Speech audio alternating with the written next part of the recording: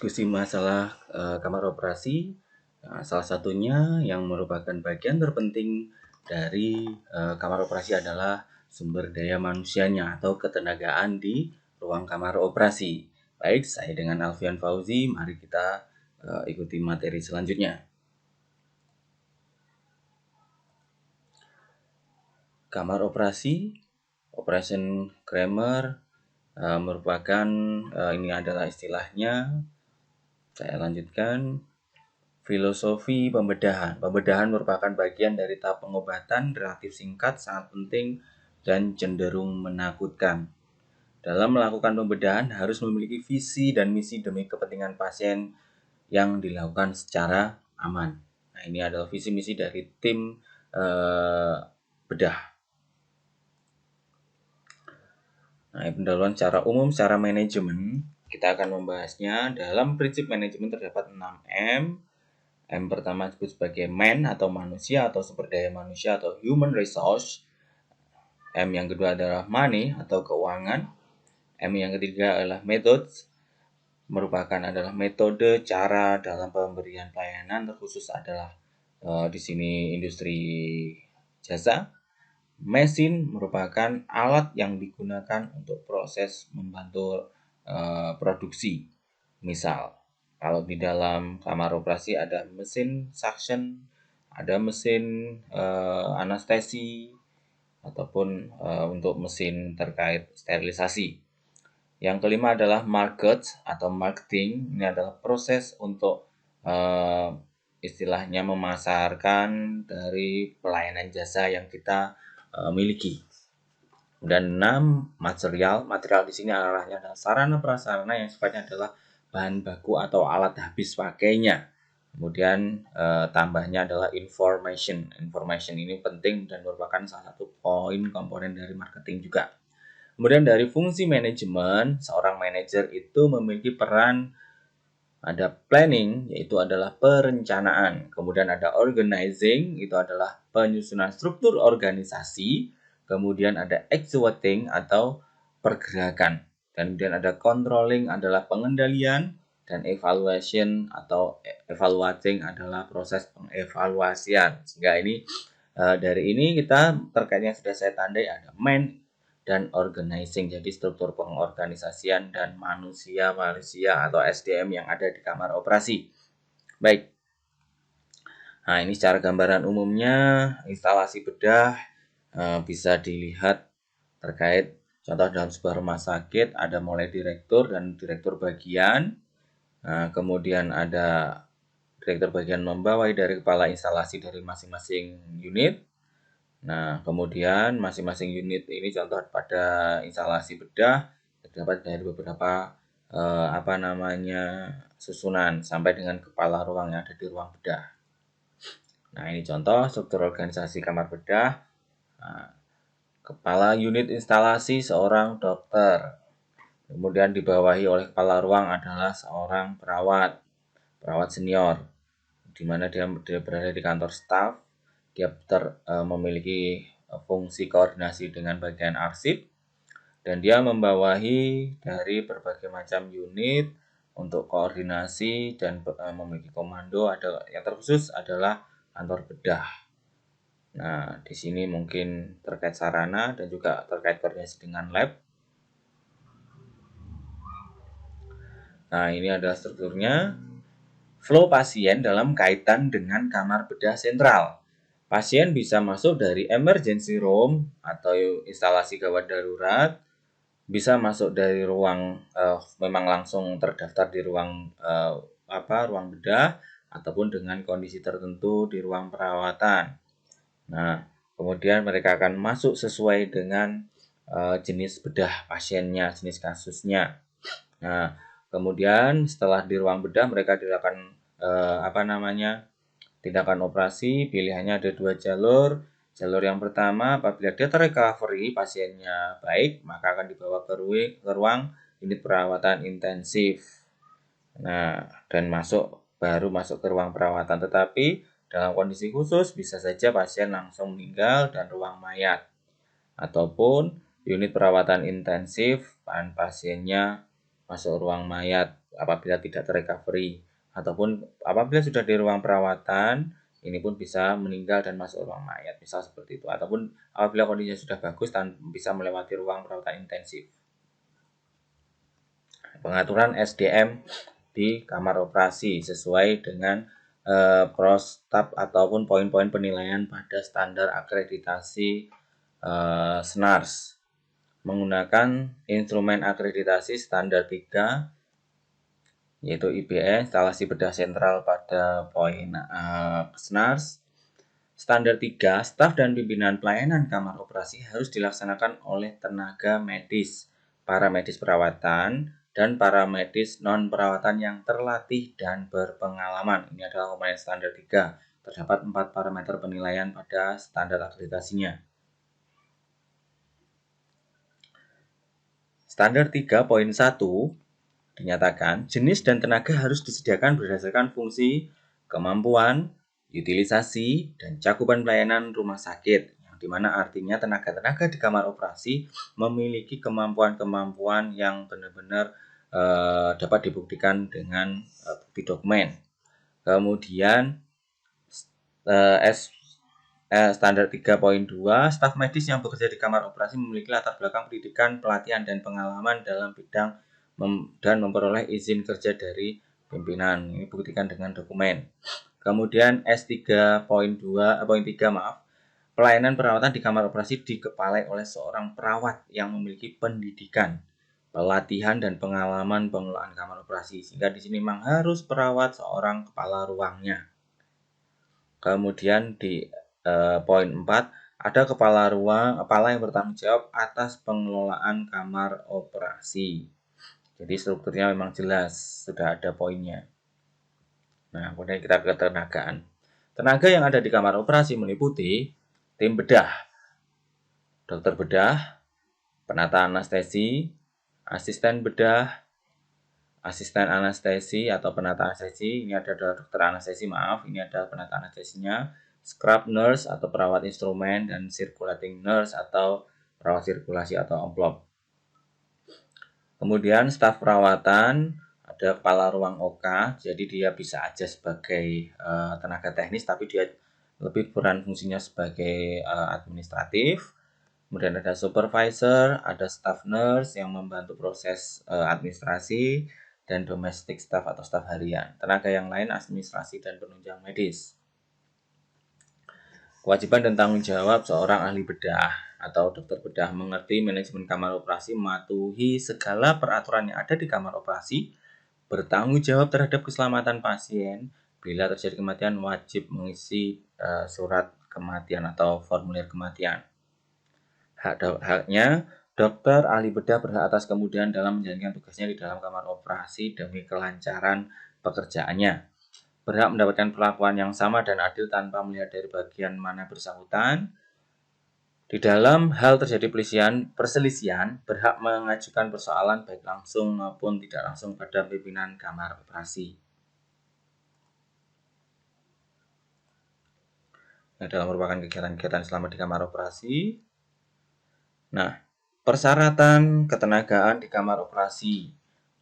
Kepala ruang, seorang tenaga perawat profesional yang bertanggung jawab dan berwenang dalam pengelolaan kegiatan pelayanan keperawatan di kamar operasi.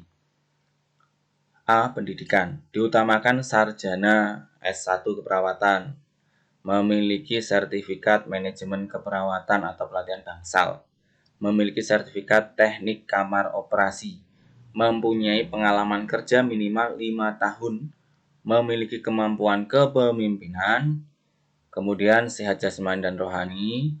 Kemudian E, tanggung jawab secara fungsional, bertanggung jawab kepada bidang keperawatan secara fungsinya sebagai kepala ruang, tapi secara operasional atau teknis bertanggung jawab pada kepala instalasi kamar operasi. Dia memiliki dua fungsi di sini saat tanggung jawabnya. Nah, uraian tugas yang dilaksanakan, fungsi perencanaan, karena ini adalah fungsi manajemen, dilakukan oleh kepala ruang secara penuh karena dia merupakan bagian dari manajerial, sehingga dia memiliki perencanaan. Perencanaannya apa aja? Ya tadi 6M tadi, mulai dari M1 sampai dengan M6 itu direncanakan semua. Perencanaan SDM, perencanaan keuangan, perencanaan sarana, perencanaan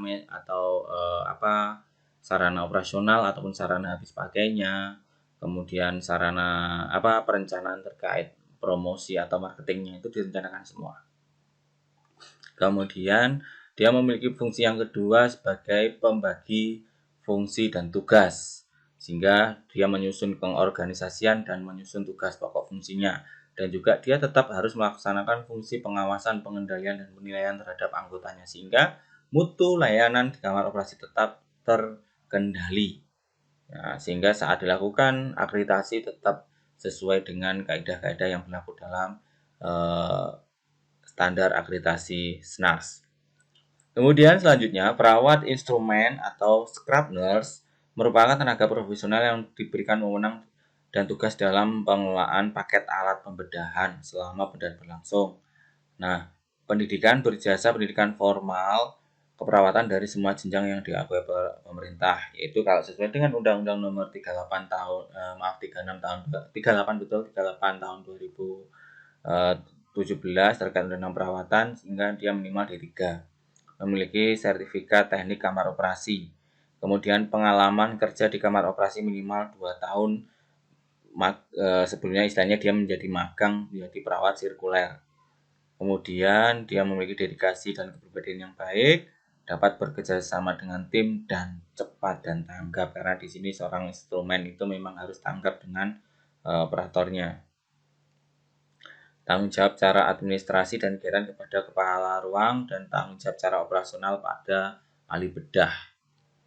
Kemudian tugas prabedah, dia mengunjungi pasien yang akan dibedah dengan menyiapkan pasien, kemudian menyiapkan kamar operasinya, dan menyusun set instrumen.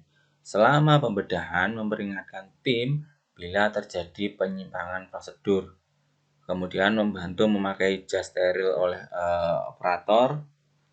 Kemudian menata instrumen sesuai dengan standar dokter bedahnya biasanya, karena memang kadang seorang dokter pun juga memiliki standar masing-masing terkait alat, ataupun disusun standar tapi paling tidak seorang instrumen ini paham susunan apa yang diminta oleh dokter bedahnya. Kemudian desinfektan atau desinfeksi daerah tindakan yang dilakukan operasi, draping, pemasangan duk, kemudian mempertahankan instrumen menjaga steril dan alat pada daerah zona ketat. Kemudian menghitung alat yang dipakai, membersihkan luka dan menutup, serta menyimpan bahan pemeriksaan lab patologis apabila diperlukan. Setelah operasi, bersihkan daerah operasi, ganti alat tenun pasien, ganti alat tenun, memeriksa dan menghitung instrumen yang sudah digunakan, melakukan dekontaminasi atau perendaman alat-alat yang digunakan pembedahan dengan cairan desinfektan dan membersihkannya. Kemudian membungkus instrumen setelah dibersihkan, setelah dicuci dan sterilisasi, dan dilakukan penyimpanan dan diset kembali untuk prosedur operasi selanjutnya. Nah, oke. Selanjutnya perawat sirkuler ya. Penanganan sirkuler berarti dia muter ya. Seorang perawat bertugas profesional berwenang bertanggung jawab membantu kelancaran pelaksanaan tindakan pembedahan. Berjasa pendidikan formal keperawatan dari semua jenjang, minimal D3. Pengalaman kerja di kamar operasi minimal 1 tahun. Memiliki bakat, minat, iman, dedikasi tinggi, dan berkepribadian baik. Dapat bekerjasama dengan tim dan cepat tanggap. Tanggung jawab kepada garu dan ahli bedah. Preoperasi, dia melakukan serah terima pasien dan melakukan checklist surgical, checklist pasien di ruang premedikasi, obat, SPO, dan lain-lain. Selama operasi mengatur posisi pasien, melakukan restrain atau mengikat pasien, membantu mencatat darah dan cairan yang masuk dan hilang selama operasi, menghubungi petugas penunjang bila diperlukan, membantu kelancaran jalannya operasi, kemudian mengontrol prosedur keselamatan pasien selama proses operasi. Dia merupakan tim untuk keselamatan pasien di ruang bedah. Kemudian posoh merapikan dan memindahkan pasien, memeriksa kelengkapan dokumen, dan mendokumentasikan tindakan pembedahan. Nah, kemudian ini penata anestesi, bukan perawat anestesi ya. Seorang tenaga perawat yang diberikan wewenang dan tanggung jawab dalam membantu terselenggaranya pelaksanaan tindakan anestesi atau pembiusan di kamar operasi. Kalau dulu ada D3 anestesi, sekarang sudah, kalau dengan undang-undang maka ini dikeluarkan, sehingga harus memang khusus memang dari penata anestesi. Kemudian dapat bekerja sama tim, tanggung jawab secara administrasi pada KARU, secara operasional pada ahli anestesi atau dokter anestesinya. Di pre-op melakukan kunjungan pasien dengan tujuan mengecek kira-kira untuk penghitungan dosis obat anestesinya, menyiapkan alat dan mesin anestesi, menerima pasien, menjaga keamanan dan menyiapkan obat anestesi. Selama operasi mempertahankan jalan nafas, mengecek pemasangan alat bantu nafas, mempertahankan keseimbangan cairan dengan menghitung cairan keluar masuk dan tercatat pada dokumen anestesi, melakukan observasi TTV dari waktu ke waktu, membantu memberikan obat anestesi kepada pasien serta melaporkan hasil pemantauan pada anestesi. Post-op mempertahankan jalan nafas, operasi TTV, memantau tingkat kesadaran pasien, kemudian menilai respon pasien terhadap obat anestesi. Jadi di sini perannya cukup vital, menjaga kestabilan pasien selama dioperasi. Memindahkan pasien ke ruang RR, melengkapi catatan medis, dan merapikan alat anestesi.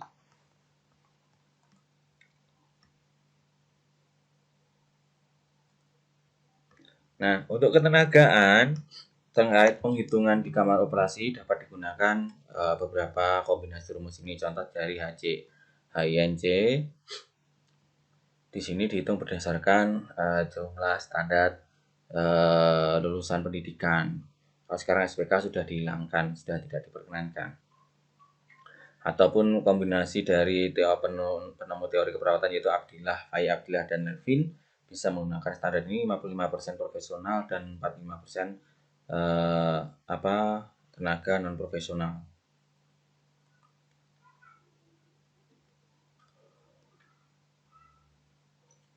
Kemudian penghitungan tenaga kamar operasi dibedakan atau dihitung berdasarkan jumlah dan jenis operasi, jumlah kamar operasi, dan pemakaian kamar operasi diprediksi 6 jam per hari atau mungkin kalau ada yang 8 jam per hari mungkin.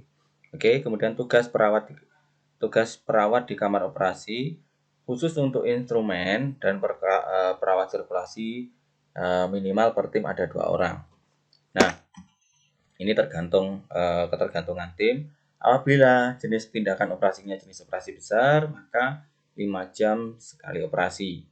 Asumsinya seperti itu. Kalau sedang 2 jam per satu kali operasi dan kecil adalah 1 jam per operasi.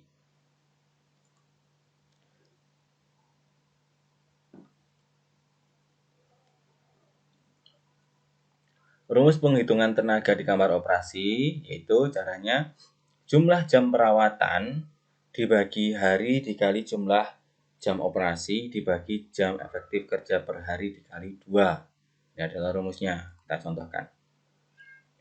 Faktor koreksi atau loss day-nya jumlah hari minggu dalam 1 tahun. Nanti ada patokan loss day-nya sederhana.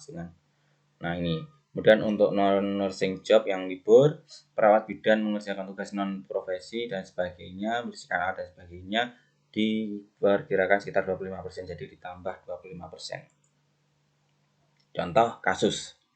Di sebuah rumah sakit, dapat 30 operasi per hari.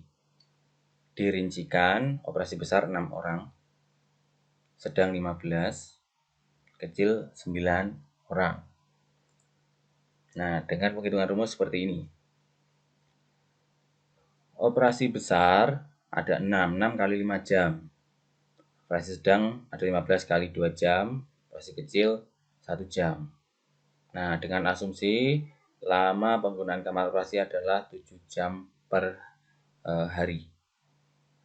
Dikali 2. Nah, ketemulah sekitar 19,71 atau 20 orang. Kemudian loss day-nya ini adalah jumlah libur selama 1 tahun dibagi hari efektif selama 1 tahun dikali jumlah kebutuhan penghitungan SDM-nya. Ketemunya 5,45 dibulatkan jadi 6 orang. Kemudian yang non job jadi 20 tenaga ditambah 6 penghitungan loss day dikali 25% atau 7 orang.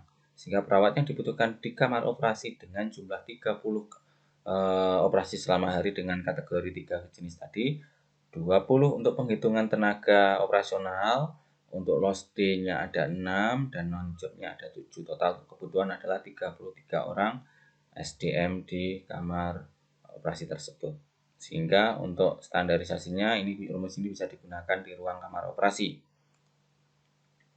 Dan untuk pengorganisasian, tujuan pengorganisasian ini adalah untuk dipahami staf terkait struktur, terkait hierarki, kemudian membagi habis pekerjaan dalam bentuk kegiatan-kegiatan pokok mencapai tujuan, menggolongkan kegiatan pokok ke dalam satuan kegiatan yang praktis, kemudian menetapkan kewajiban yang harus dilaksanakan oleh staf dan menyediakan fasilitas pendukung yang diperlukan untuk melaksanakan tugas sesuai dengan tujuannya.